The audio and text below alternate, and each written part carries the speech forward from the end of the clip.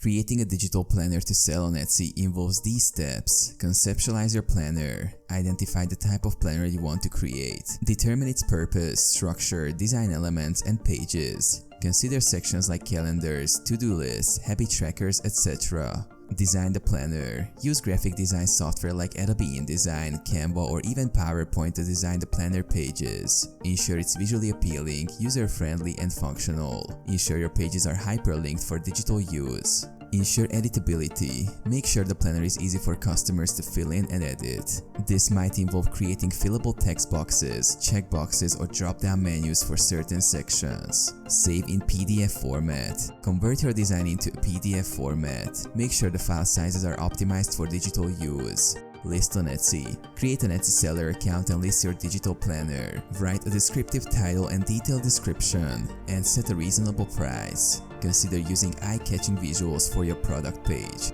Market your planner. Promote your digital planner on social media platforms, blogs, or websites. Utilize keywords to enhance its visibility. Provide customer support. Offer assistance or tutorials if required, ensuring your customers are comfortable using the planner.